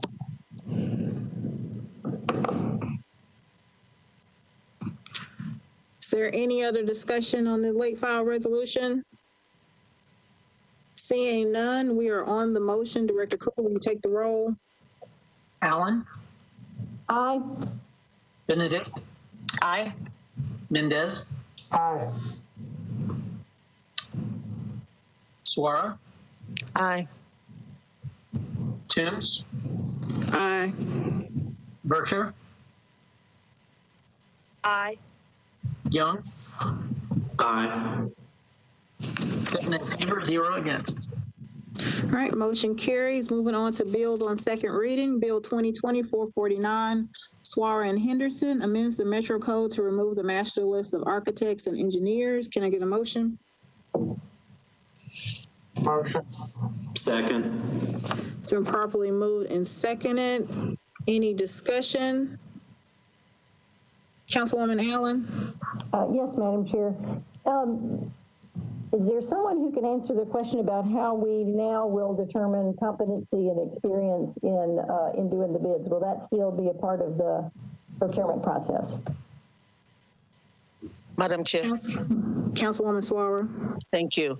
Yes, it would be basically what's happening in the past is that we have this list that's been compiled over the years, some of them very old, and departments are just going in and picking up someone from that list to do whatever they need to do. The problem with that is that some of these companies have not been vetted recently. In fact, during the time we were looking at it, there are people on that list that are no longer in business, and if they don't let us know, they're still on it. And so the list itself is not working. We also find out that there's a whole lot of people that does not even know the list existed, minority businesses that are not on the list, because we do not have a good outreach to get people on the list. So the list itself is not working very well, but what we're proposing to be done is that at the point where a contract is about to be executed, where we need to pick an architect or engineer, that we make a determination on their competency, on what they're doing, on their business practices at that point in time, rather than just arbitrarily picking them off of a list that we've created over time. So the process would be what we do for any other contract that we have right now that does not have any list. This list is just for architect. So every other business that we do business with, we made a determination at the point of contracting with them. And so by eliminating this master list, that's what we will be doing now, making a determination based on the qualification and all the other information that we need to make at the point of the contract or the bid. Can I get one clarification? When you say at the point of the contract, does that mean at the point of the bid on the contract? So there would be several to choose from, and they would list their former experience and that type of information. Yes, that type of information. Yes. Thank you. Thank you for that clarification. Councilwoman Bircher. Thank you so much, Madam Chair. Will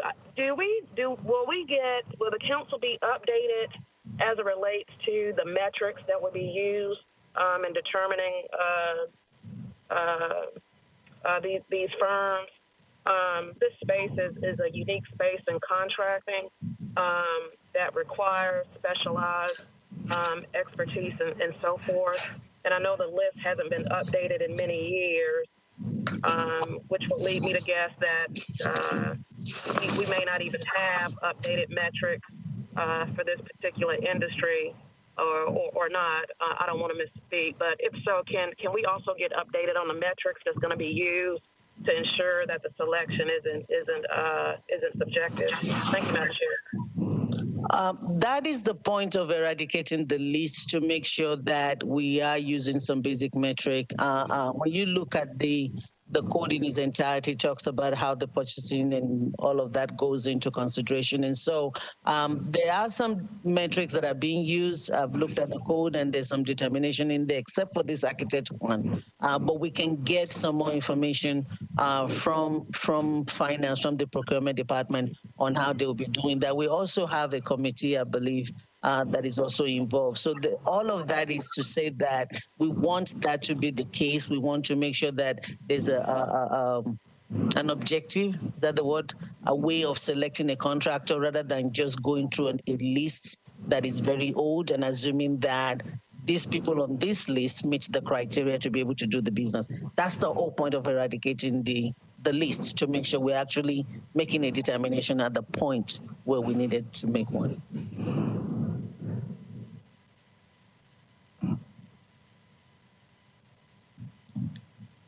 All right, Councilwoman Virtue, any follow-up? Madam Chair, I'll follow up directly with finance and procurement myself directly. Thank you so much. Okay, thank you.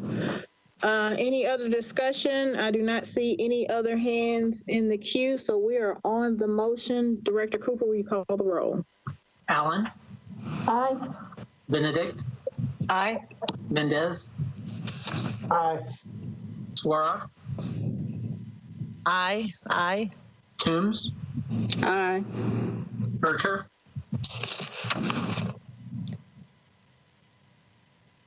Councilmember Bircher? Aye. Young? You get me done? Aye. Yes, ma'am. Okay. Councilmember Young?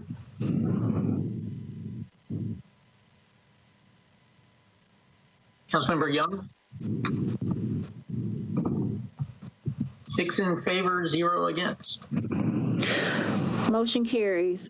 On to the last item on our agenda, Bill 2020-452, Toombs, Murphy, Nash, and Parker approves a participation agreement between the Metro Water and Sewage Services and Highview Flats LLC, and authorizes the Director of Public Property to transfer to Highview Flats LLC a small portion of property located at 700 East Trinity Lane. Can I get a motion? Motion. Second. It's been properly moved and seconded. Is there any discussion? Councilwoman Allen. Thank you, Madam Chair. Can I just get someone to explain where the land is that's being transferred? I've looked at the map and there's sort of a rectangle in the top of a triangle where the 3 reservoirs sit, but I can't tell where we're transferring the land so that there can be access. I'm John Honeysucker, Metro Water. Is it okay to speak, Councilor? Yes, Mr. Honeysucker. Councilor Allen, that is on the East Trinity Lane, right there before Ellington Parkway. It's a little section. You'll see our tanks there. One of our tanks, water tanks, is right there. It's right before that on East Trinity Lane. So between East Trinity Lane and the tanks? Yes, ma'am.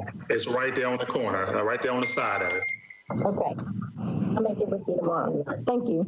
Yes, ma'am. I'll get you a map of that if you need that. A map would be great. Thank you very much. Absolutely. Thank you, Councilor.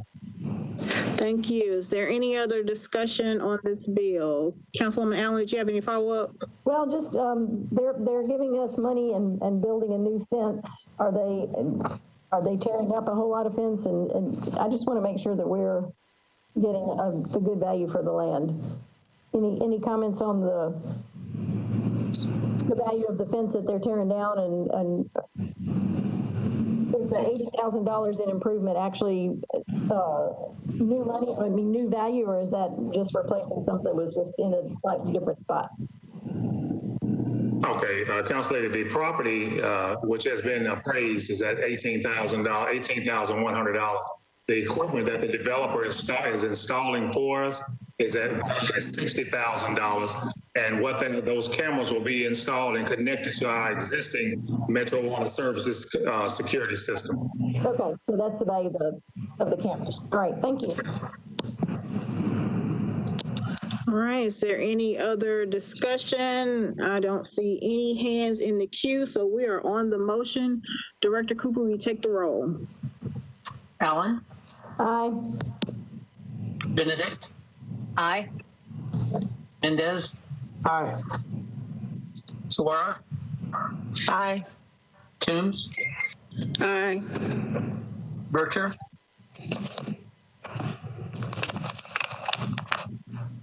Aye. Young?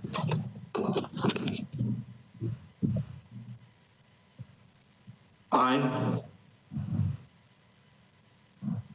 7 in favor, 0 against. The motion carries, and that completes our agenda. The Budget and Finance Committee meeting is adjourned. Did I?